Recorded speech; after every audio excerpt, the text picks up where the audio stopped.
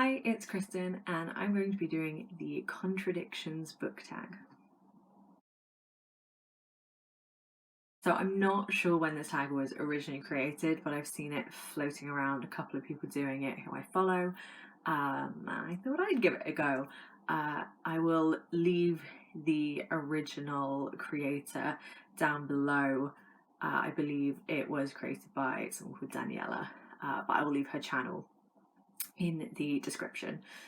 So this is essentially a tag where you talk about like contradicting feelings and opinions that you have on certain books or genres or authors. So like, I loved this thing, but I hated this version of it, or I normally like this author, but this book of theirs I really didn't like, vice versa. So yeah, here we go. The first prompt is I love this genre, but I didn't love this book. And for me, the genre I love is fantasy, but I did not love Falling Kingdoms by Morgan Rhodes. I liked this okay. I think I gave it 3 stars, but I thought I was going to love this. I really love fantasy. I love a political fantasy, which this very much is. It's warring kingdoms. There's magic in there, which I also really enjoy in my fantasy. We have a princess, a rebel, and a sorceress as our main sort of 3 characters. That premise really captured me. There are tropes in here that I typically like princess bodyguard. I believe as the series goes on, it's like enemies to lovers. But it was just a bit meh for me. I do have the second book in the series, so I think I will give that a go. But if I also find that to be meh, yeah. I've also heard that like the series sort of gets better and then gets worse, which doesn't endear me to it. But yeah, this was one I really thought I was gonna love because it had all those like fantasy elements that I love in a fantasy. But it was just very disappointing. Not to say it's bad, but yeah, disappointing. Next we have I rarely read this genre, but I love this book. And for me, that's YA thriller. I generally don't read YA as much as I used to when I was a young adult. And YA thrillers were always a bit hit and miss for me. But I loved A Good Girl's Guide to Murder by Holly Jackson.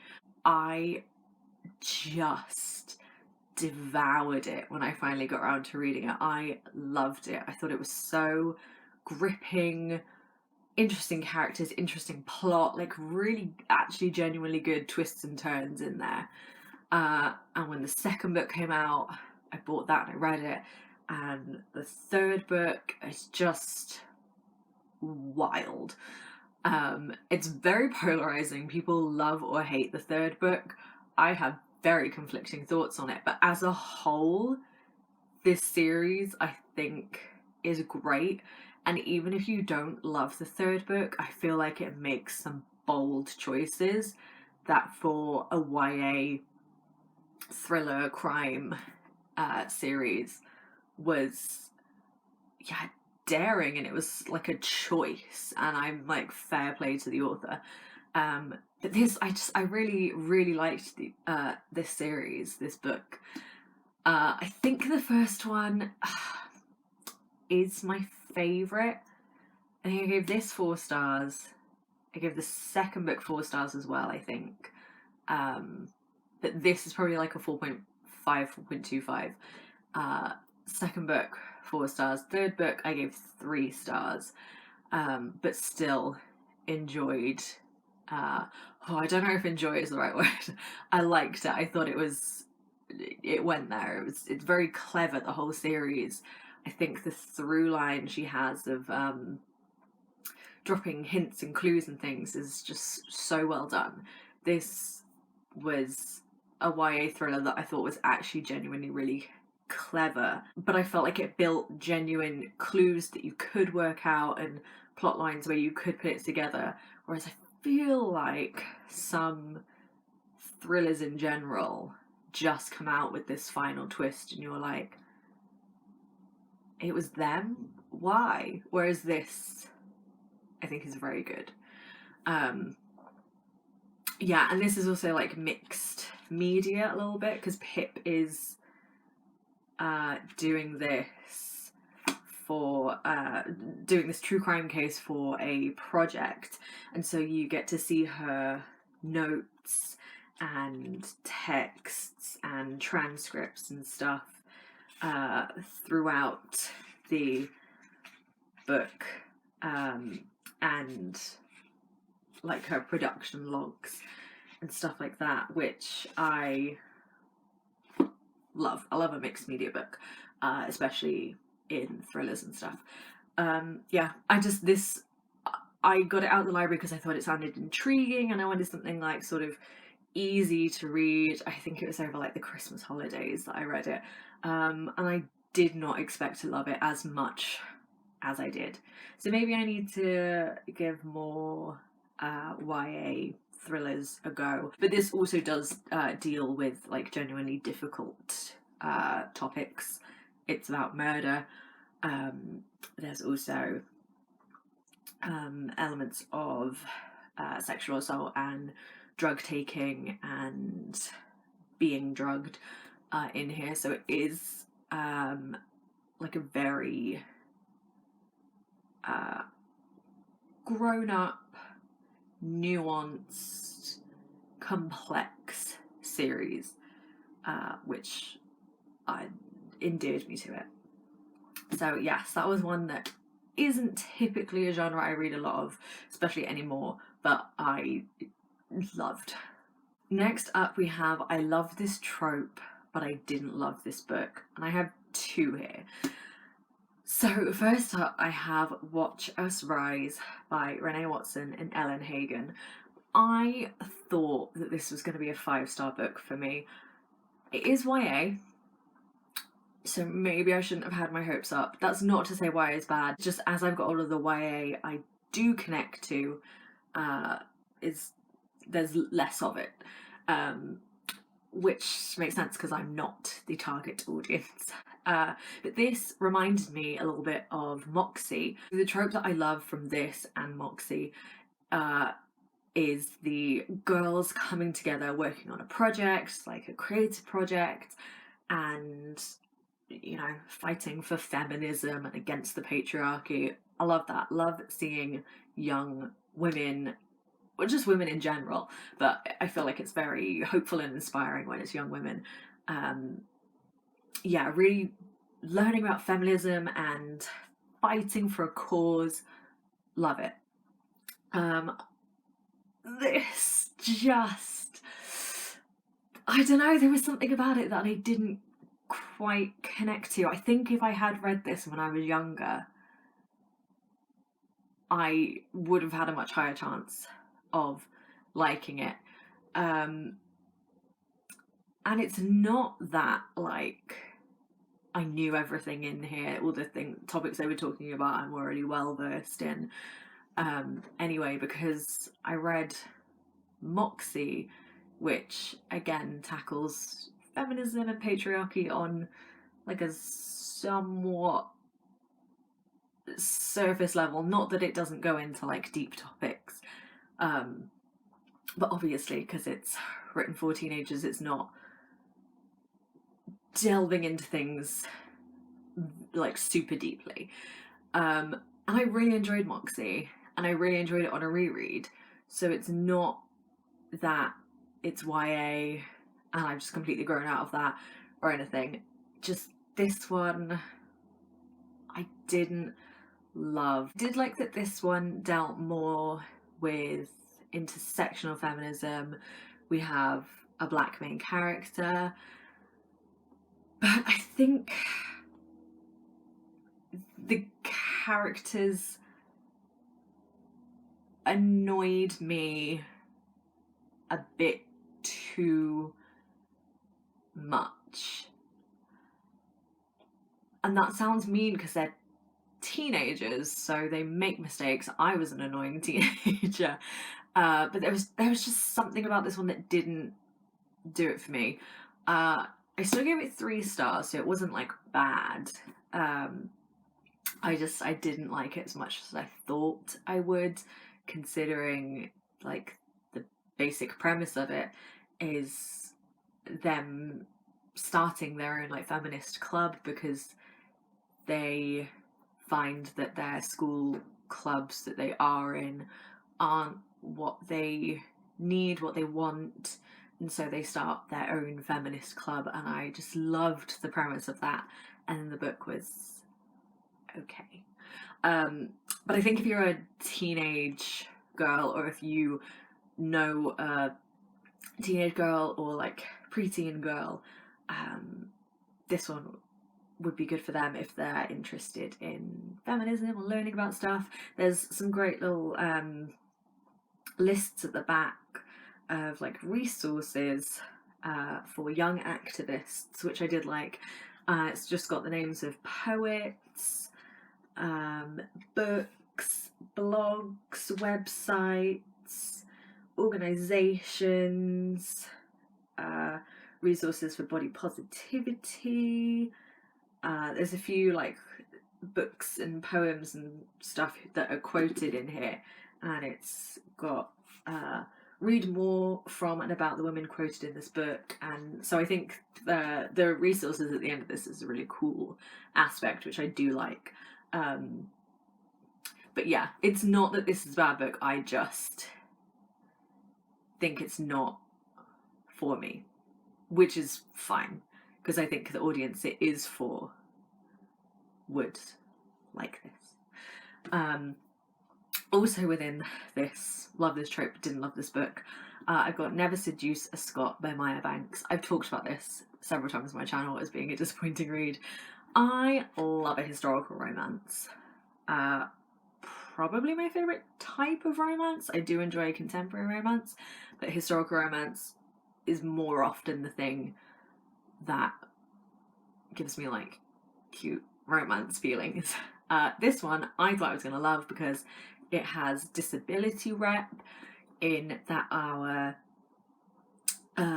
main character Evelyn is deaf. It's got marriage of convenience. Evelyn and the leader of a rival clan get married in order to bring their clans together. I thought I was gonna really enjoy this, and then the book just wasn't quite what I wanted. I don't know what it was, if it was just the way it was written, because all those elements are in there. It's not like the tropes that I love actually weren't played out or anything like that. It's just I guess the way they were done I didn't love. Again, this is one that I thought would be 5-star, but it's actually like 3-star.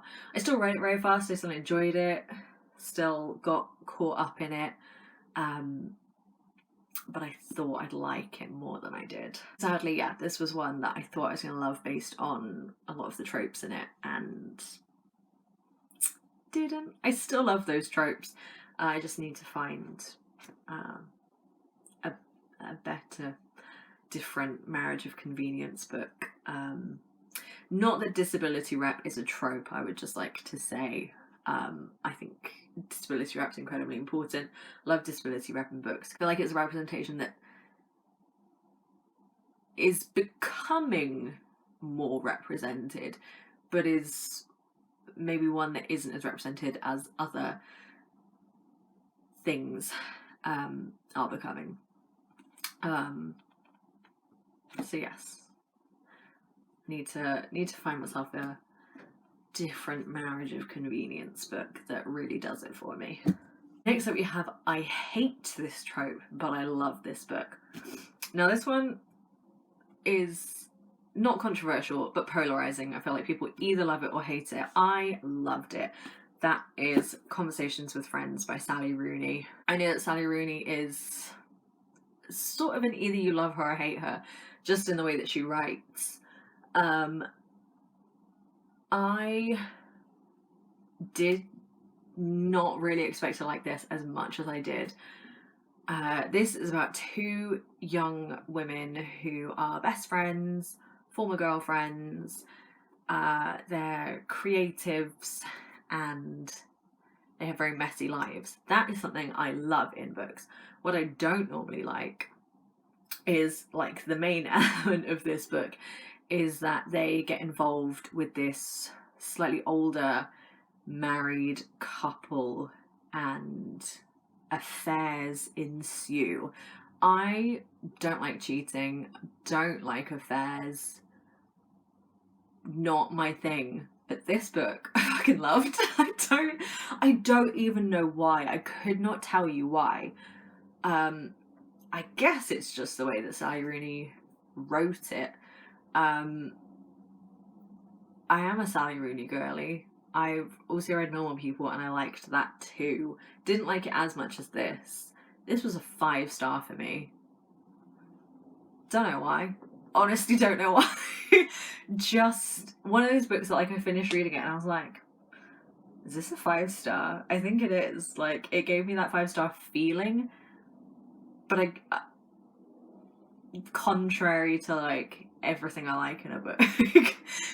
Yeah, the whole thing is just our main character, Francis, having an affair with this married man, and, like, normally I'd be like, give a shit, but I did give a shit. I really liked this one. Yeah, I can't really express why. I just did, and yeah, who knows? But that was one that surprised me because I never thought that I thought I'd read it and be like, yeah, 3, maybe 4 stars if it's well written, but no, 5 stars. I don't know why. Next up we have I love this author, but I didn't like this book. This is a little tricky because this is actually the first book I read from this author, and that's Solitaire by Alice Oseman. Most people know Alice Oseman as the author of Heartstopper, which I've also read. This book is about Tori, who is Charlie's older sister, Charlie from Heartstopper's older sister, and Charlie and Nick, who are the characters in Heartstopper, do appear sort of as background secondary characters in this book. But this was Alice Oseman's debut. I read it, I will say, like 10 years ago, so I maybe need to reread it. But when I first read it, I don't really like it. It was like 2.5, 3 stars for me. Didn't love it. Wasn't fussed. Didn't super like Tori as a main character, but I do really enjoy Tori in the Heartstopper graphic novels. So that's my thing. I did not like this book. Went on to read the Heartstopper graphic novels. Loved them. They're so cute. Also deal with, like, difficult topics, but really enjoy those graphic novels. So I do think I need to give this another go. And see how I feel about it now. Or whether I do just prefer Alice Oseman as a graphic novel writer in that format. I've not read any of their other work, their other novels, although the plots of some intrigue me, the plots of others I'm not interested in. But I do think maybe I need to give this one a reread. This one, is about Tori and a new boy who comes to school and becoming tentative friends while Tori deals with a lot of just mental health issues. When was this published, actually? That would tell me when I read it. Okay, it can't have been 10 years because it was published in 2014. But yeah, 8 or 9 years. which is still a very long time. So yeah, this was one where I love the author now, but I didn't like this book. So it wasn't a case of love this author, then read this book and was like, yikes. No, I started off rocky with this author, learned to love them, so maybe need to reassess this. Maybe I still won't like it. Maybe it's just that this book was a miss for me, but I feel like I should at least give it another go. Next we have, I previously disliked a book by this author, but I like this book. Now I'm going to be tricksy here and use the same book, and that's Howl's Moving Castle by Diana Wynne Jones. I read this book several years ago. Didn't really like it, like wasn't fussed about it. Didn't get the hype. Thought it was okay.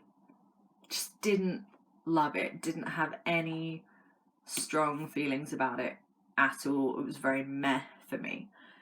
Then last year I read this with the book club that I run, where I read to service users at my job, and we read this together over the course of a few months, and I had such a great time. I ended up really loving this, but I think it's one of those circumstances where people say like the time and the place and the mood you're in when you read a book really affects how you feel about the book. Because the first time I read this, when I read it by myself, I read it like very slowly over the course of like a week, I think. I wasn't super into it. I was just like, eh. But then reading it with other people, or reading it to other people, and then we talked about like what characters we liked, and because the plot's so magical, they all had different characters they liked, they all had different moments they liked, they really speculated on what was going to happen next, and I think that helped my enjoyment of this.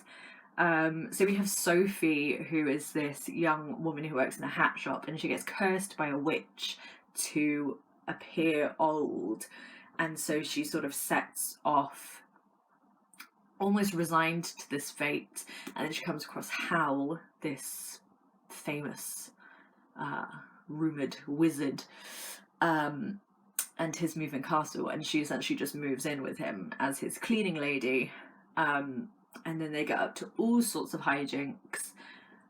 There's a fire demon who lives in the fireplace, there's a young boy who is Howl's apprentice, they go to different areas of the kingdom, they go to different worlds.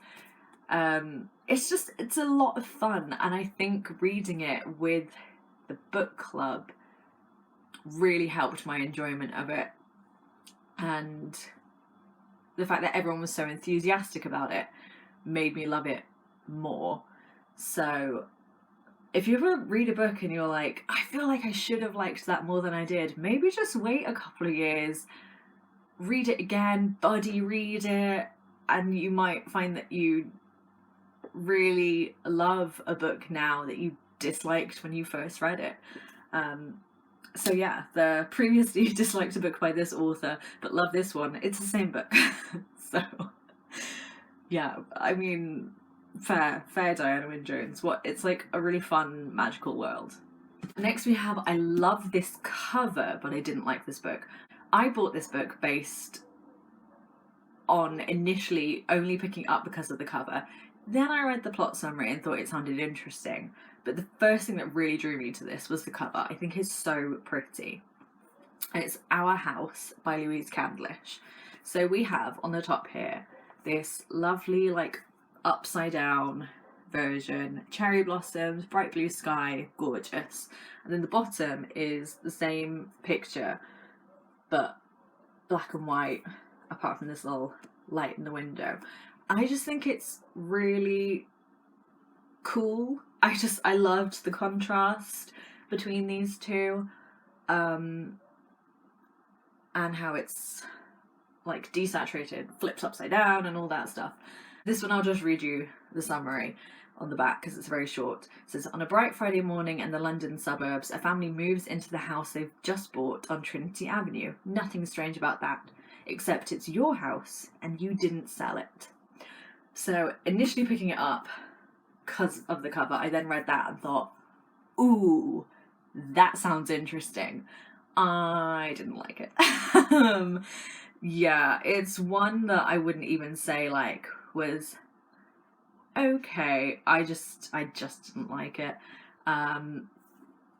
It wasn't what I thought it was going to be quite. It was less thrillery and more sort of crime, I guess. But like a lot of it was just about the domestic life of the family, which I guess it's a domestic thriller, so that would make sense. But I didn't love it. I felt there were things like plot contrivances and things that like characters specifically didn't mention it, things because we weren't supposed to know, and then later on it was revealed, and I was like, but if a character already knew that, the only reason for them not to say or like use that person's name earlier is because we as an audience, as a reader, weren't supposed to know. So it's a reveal to us, but it's not a reveal to the character, so why was the character not giving us that information? Because like the character knew that had happened, we didn't. But it is a revelation to me, but I just was like, but the character already knew that, so it's not a shock to them. Like, I want to be shocked on the twists and turns along with characters, but yeah. And then the ending got a little wild, and then the very last bit of how it ended did sort of leave me going, oh shit, you've really stumbled at the last hurdle there, really fumbled the bag. So it's like a book I think about, but not in like a damn, wanna like reread that again, but in a you annoyed me. But I want to keep it on my shelves because it's so pretty, I think. But it also irritates me every time I think about it. So yeah, not for me. Love the cover, didn't like this book. And then lastly, we've got don't love the cover, but did like this book. And for me, that is The Martian by Andy Weir. This is about a man who is in space on a space mission with his crew, and there's an accident and they have to take off and go. They think that he's dead on Mars, but he's not. He is now just stranded there. I really enjoyed this one. I think it's well written in that it does get a bit sciencey, obviously, but it's written in a way that I don't think is really pretentious and academic, and I could still follow along with it, even though I am not a sciencey gal. But yeah, really enjoyed this one. I think it's fun, sci-fi, just fun, very humorous as well.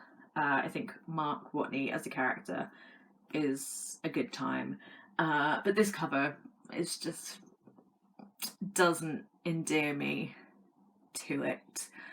I will say he has I find this distracting every time I look at it. I think he has really lovely eyelashes. But I find that distracting. Yeah, I don't love this cover. I think it makes sense in that it's like obviously supposed to be Mark Watney, and like the whole book is focused on him and his survival, so I get why he is the center of this book. But I feel like for a sci-fi book we could have done something a little bit jazzier, a little bit more fun. So yeah, I really enjoyed this book. Don't love this cover. So that is everything. Those are all the things I love and hate. I feel like there weren't many strong things. The ones I hated were all just sort of like, it was alright, vaguely disliked it, or it just wasn't as good as I thought it was going to be, or slightly disappointing. None that I hated. If you think this is an interesting tag and you want to do a video yourself, but you always feel like you need to actually be tagged by someone, consider this me tagging you. Or if you just want to like tell me the answers to these down below in the comments, feel free to do that. If you agree with me about any of these or disagree with me, I think that would be interesting. Leave me your opinions, but don't be mean. And thank you for watching, and I will see you soon with another video. Bye!